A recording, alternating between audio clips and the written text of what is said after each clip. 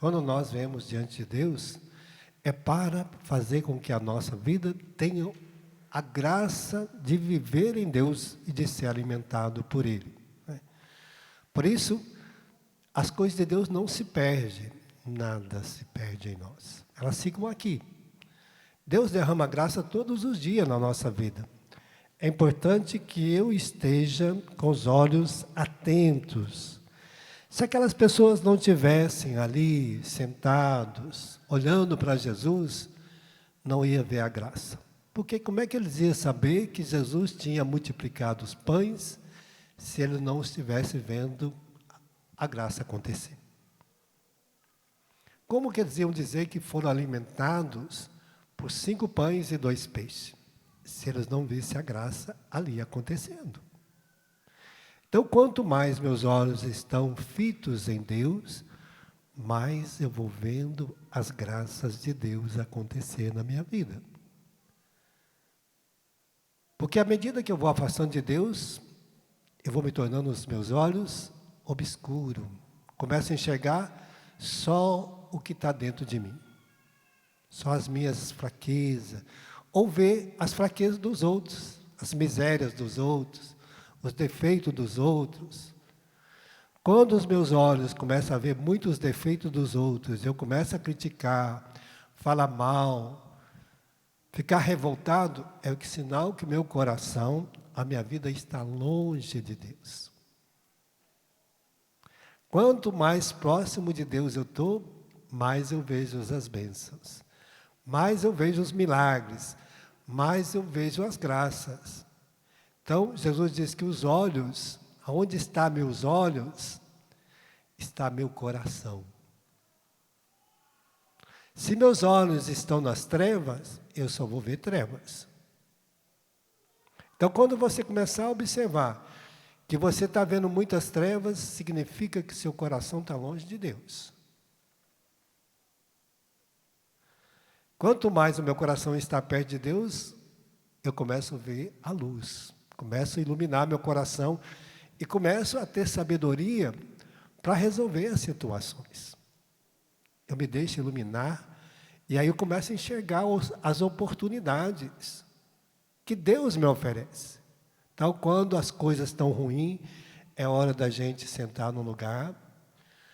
Se você tem família, muitas vezes você vai ter que associar a sua vida à da sua esposa, você que é casado, você que é casada com seu esposo.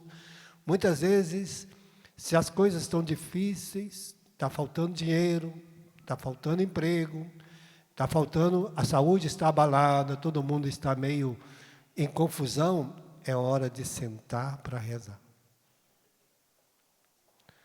Deixar-se banhar na graça de Deus. Eu me lembro assim, quando as coisas ficou difíceis em casa, minha mãe disse, agora nós temos que colocar Deus no lugar, porque meu pai tinha saído, agora vamos colocar Deus no lugar do seu pai. E a gente rezou aquele dia, porque estava faltando tudo. E aí, as graças começam a acontecer. Por quê? Porque agora, quem está governando a nossa casa é Deus. Mas quando eu não deixo Deus governar, que eu coloco outras coisas para governar na nossa casa, aí o negócio vira confusão, vira divisão. Então, por isso, Jesus fez aquelas pessoas sentarem e perguntou a Filipe, qual que seria a sua reação quando alguém bate na sua porta pedindo pão e é muita gente? Aí Filipe já pensou logo no dinheiro. Ele acha que a solução da vida dele era o dinheiro. Ah, nem 200 moedas de prata bastaria para mim dar um pedaço de pão para cada um. Jesus ficou olhando e falou, puxa vida, ele está preocupado com o dinheiro. A segurança dele não é Deus, é dinheiro. Às vezes a gente coloca a segurança no dinheiro, não em Deus. Ai, se eu tivesse esse dinheiro, eu ia comprar uma casa bonita, um carro bonito, ia comprar isso. Ia dar todo o conforto para os meus filhos. Será que eles estão precisando de coisas ou de você? O que você acha que eles precisam? Do amor que está em você, do seu carinho, daquilo que você passa de bom para eles ou do seu dinheiro? Às vezes a gente pensa que é o dinheiro. Tem filho que reclama porque não foi abraçado. Quantos de nós reclamamos que nosso pai não nos abraçou? Quantos de nós nos reclamamos que a gente não foi beijado, a gente não foi bem tratado, que meu pai me deixou de lado, que minha mãe me deixou de lado? Mesmo que ele te desse dinheiro para você fazer uma comprinha de vez em quando, resolve? Não. Quando a sua mãe está brava, que chega junto mesmo, você fica triste, não é? Quando a gente escuta palavras que machucam, que ferem, a gente não tem felicidade quando a gente chega em casa e as coisas estão tudo viradas de cabeça para baixo. Então não é o dinheiro, pode ter dinheiro à vontade. Mas se não existe amor, se não existe Deus, se não existe alegria, se não existe paz, a gente não tem felicidade. Então não é o dinheiro. Jesus, coitado, ele está preocupado com dinheiro, né? Felipe, não é dinheiro. As pessoas estão precisando do pão, mas qual é o pão? Será que é só o pão, o alimento? Não, eles precisavam primeiro de escutar, ter esperança, ter vida nova, receber as graças do céu, alimentar com a salvação, se libertar das doenças, daquilo que oprimia, daquilo que fazia mal, que causava tristeza, dor, angústia, tudo que oprimia a vida daquelas pessoas, eles precisavam primeiro de ouvir. Então, eles ouviram a palavra de Deus, colocaram no coração. Depois, o outro alimento, sacia, que é uma beleza, né? Quando você está alegre, feliz, você come muito menos do que quando você está angustiado. Quando você está angustiado, você come desesperadamente e não enche a barriga. Quando a gente está ansioso, você vai comendo, comendo e comendo. Daqui a pouco você tem que tomar um sorrisal para dissolver tudo que está no estômago. Senão enfia uma Coca-Cola para baixo, né? Que ela vai destruindo tudo para dissolver o que está lá, empanturrando. Você não saciou a fome. Você encheu a barriga. Às vezes a gente enche a barriga, mas não sacia a fome. Porque a nossa alma, ela vai descansando, saciando, quando nós começamos a viver as riquezas, né? Por isso os 7 pães também tem um sentido muito maravilhoso, né? Porque Deus fez os dias o mundo em 7 dias, mostrando a perfeição. E ali estava a perfeição de Deus que sacia, que dá ao homem aquilo que é necessário para que ele viva bem neste mundo. Deus colocou a água, colocou o sol, colocou os alimentos, os animais, tudo que é necessário para que a gente pudesse ter tudo de forma sublime em nossa vida, que não ia faltar nada, para que o homem não tivesse essa ambição de abastecer. Ele começou a educar lá no deserto, quando ele dava o pão de cada dia a cada dia. Ele fazia chover o maná todos os dias, não adiantava a pessoa recolher muito, porque senão ele azedava. Ele dava cordonize para o dia, para que o povo treinasse a comer aquilo que é essencial de Deus todos os dias, né? Então Deus foi treinando o coração do homem, para que ele não criasse ambição, não deixasse as coisas ficar desmedidas na vida dele, né? E ele não ficasse preocupado com as coisas de amanhã, mas vivesse cada dia, né? Então, por isso, o 7 também vai dando essa graça da bem-aventurança, porque diz que o homem só vai descansar quando quando a alma sai do céu para entrar, para ser colocada na pessoa. A primeira coisa que ela vai ter é uma solidão. A nossa alma vai ter uma solidão, porque a gente distanciou de Deus, está longe. E aí Deus coloca a alma e o espírito dele nas pessoas, para que toda vez que ele tiver solidão, tristeza, desânimo, abatido, ele olhasse para o céu e invocasse Deus, porque aí Deus ia diminuir a solidão do seu coração, as ansiedades, as tristezas, ia colocando as alegrias do céu de novo dentro do coração, para que cada vez mais que o homem buscasse a Deus, ele ia buscar ser um bem-aventurado, porque as coisas de Deus saciam a nossa alma. A alegria, o amor que a gente vai dando, a bondade, a ternura, o carinho, a justiça, a responsabilidade, a dignidade que nós vamos colocando diante de nós, vai saciando a nossa alma, vai planificando a nossa alma, vai trazendo a gente de volta para Deus, entenderam? Então, nossa alma só deixa de ficar na solidão quando a gente coloca as coisas de Deus diante de nós.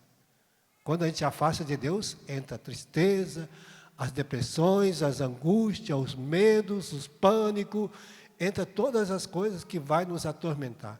À medida que a gente volta para Deus, as coisas começam a acalmar de novo dentro de nós, a paz, né? Por isso que nós vamos colocando as virtudes de Deus. Aí você coloca a fé. Qual é a minha fé? Se alguém pergunta qual que é a sua fé, por que você está na igreja? Por que você é de Deus? Aí você vai responder lá de João 3,16, né? De tal modo Deus me amou, que deu seu Filho único em troca de mim, para que eu não morra, mas tenha vida eterna. Eu estou vivendo a vida eterna aqui nesse mundo, e nada pode me roubar de Deus. Pronto. Essa é a minha fé. Essa é a sua fé. Então a gente vai colocando. Aí a caridade, porque aí eu vou ser prestativo, eu vou usar daquilo que eu tenho de bom para dar para os outros, né? A esperança, minha única esperança é morar no céu, onde meu pai me acolhe como um filho que volta do Egito, que volta da miséria, que volta do pecado agora para viver a glória de cada dia. Então, essa é a minha esperança, é a única que eu tenho. Nós não alimentamos de outra coisa, não é de ouro nem prata, por isso nós vamos vivendo também, aí nós vamos nos abastecer da fortaleza, vamos abastecer da prudência, para cada dia a gente ser prudente diante da situação, vamos ser temperado, que diante no momento que a gente exige que a gente seja sério, firme, decidido, a gente vai ser, no momento que exige que a gente tenha compaixão, caridade, que a gente chore junto, a gente vai chorar, né? A gente vai ser uma pessoa temperada para todos os tempos, e nós vamos usar da justiça, tudo de bom que eu quero para mim, eu quero que todos recebam, e nós vamos inundando a nossa vida dessa graça. Por isso, hoje, a segunda leitura mostra que nós somos prisioneiros em Cristo.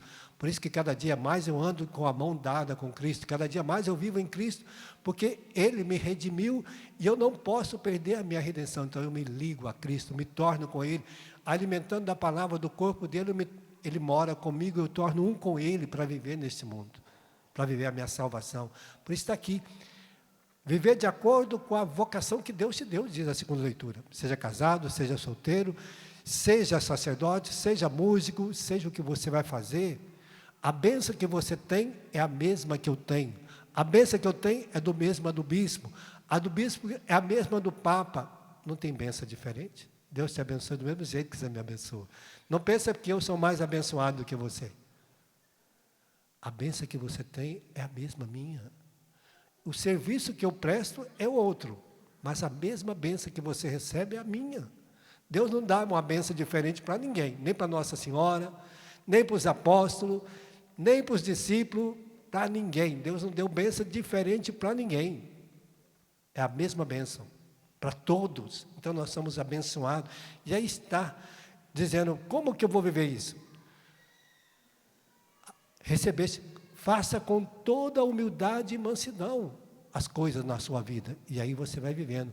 Aplicai-vos no amor, na paciência, na unidade, e formar um vínculo de paz com todas as pessoas.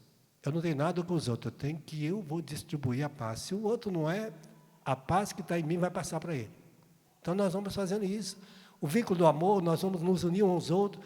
Por isso você vai dizer, há um só corpo, um só Espírito, também uma só esperança, Jesus Cristo. Nós formamos um corpo místico de Deus. E aí vai dizer, há uma só fé, não adianta, a minha fé é em Cristo. Acabou, não tem outra fé. Um só batismo. Você pode sair da igreja católica e passar por todos os lugares. Não adianta, você pode jogar água todo dia na cabeça de alguém que não vai ser batizado de novo. Ah, eu fui para a igreja evangélica, agora sou batizado. Mentira. É só um batismo em Cristo. Existe um só batismo. Pode ir lá, pode pular no mar, pode pular em qualquer lagoa, pode pular em qualquer lugar.